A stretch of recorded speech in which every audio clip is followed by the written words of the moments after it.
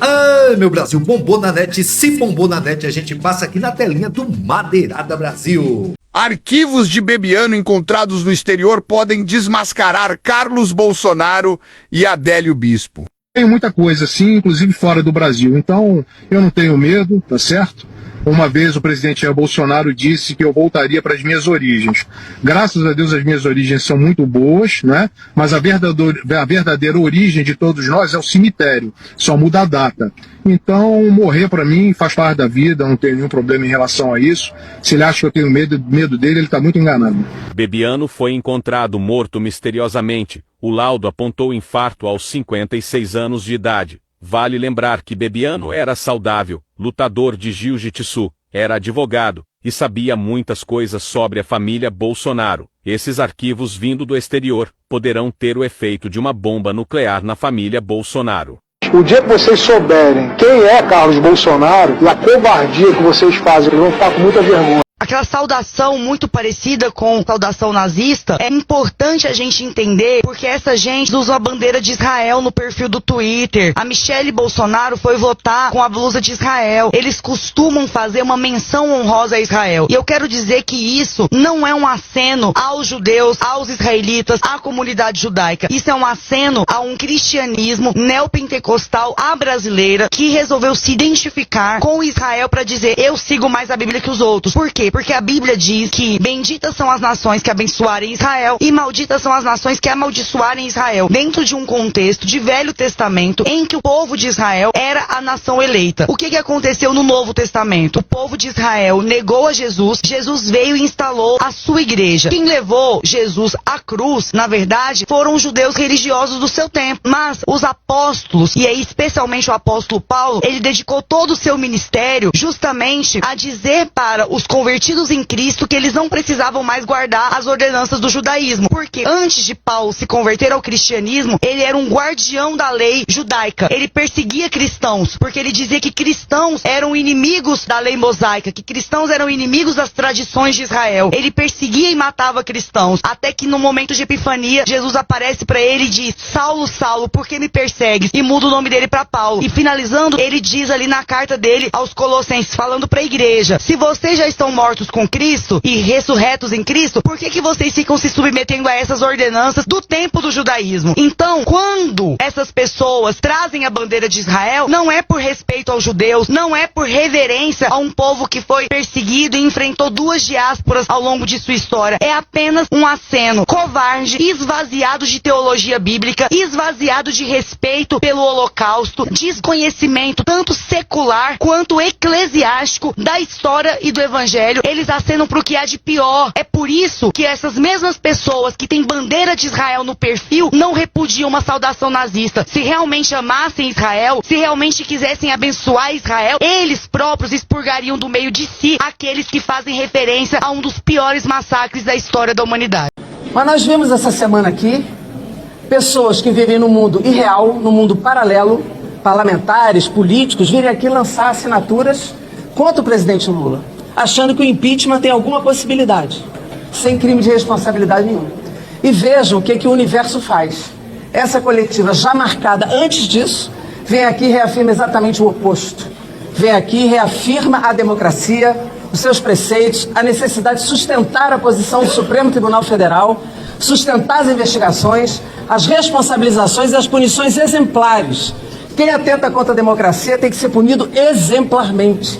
Essa é a posição que está sendo trazida aqui. E esse manifesto que vai correr o Brasil, começa hoje e corre o Brasil, ele é um alerta, inclusive para dizer que todos que se movimentam hoje contra as investigações e contra o Supremo Tribunal Federal são cúmplices do processo do golpe. Talvez o mundo que a gente conhecia não exista mais. Primeiro normalizaram gesto nazista. Agora normalizaram odiar imigrantes. E eu não tô falando de deportação de imigrantes ilegais. Eu tô falando desse discurso do Trump que o Bolsonaro já comprou inteirinho. São costumes diferentes. São pessoas que não agem conforme a gente age. Se você olhar o que está acontecendo com muitos países da Europa, você cai para trás.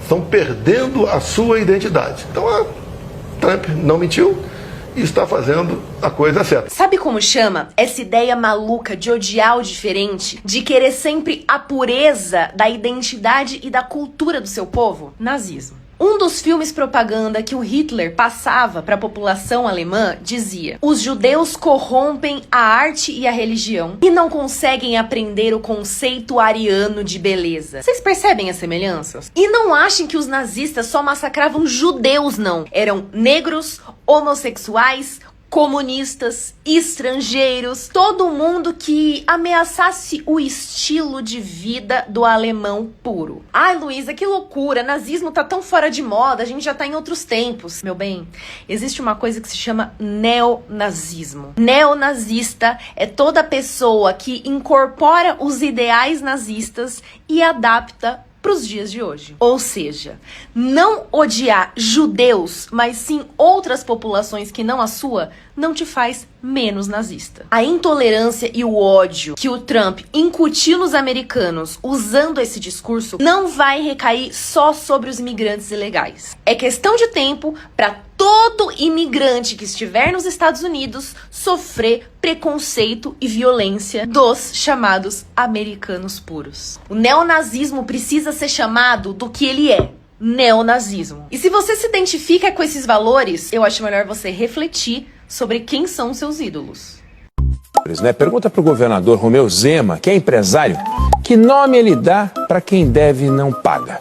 Provavelmente ele vai chamar de caloteiro.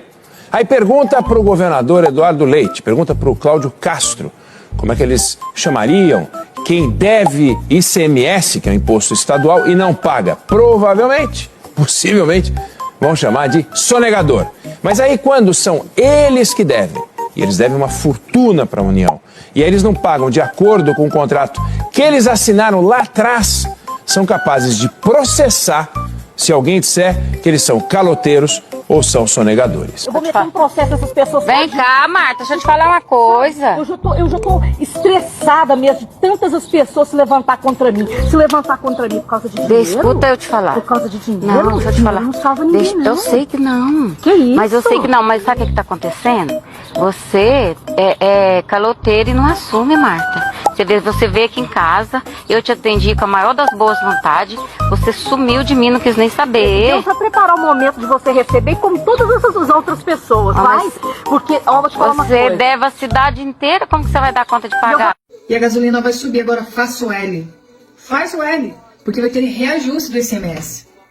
Governo federal novamente. Meu Deus do céu, explicar que focinho de porco não é tomada está sendo uma tarefa muito desgastante. Vamos lá, ICMS, Imposto de Competência Estadual de Circulação de Mercadorias e Serviços, ICMS. Gente, esse imposto é do governo do estado. Logo, Jorginho Melo, sem cobrar dele. Quantas pessoas tendo a ignorância na era da computação, na era digital, na era da informação, gente. Tem coisa que não dá para passar em branco, de verdade.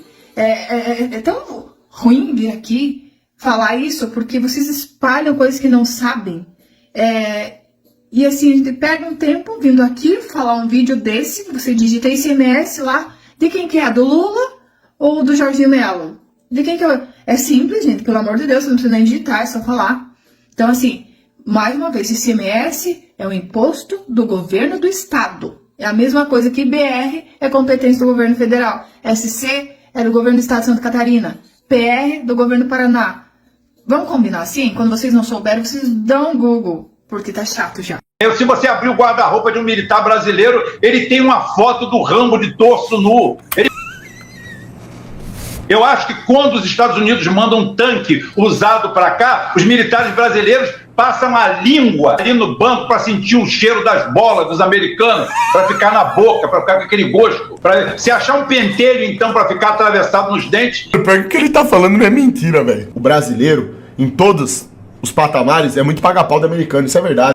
Se você chegou aqui e não é inscrito ainda, se inscreva no nosso canal, deixe seu like e compartilhe esse vídeo. Conhecereis a verdade e a verdade vos libertará.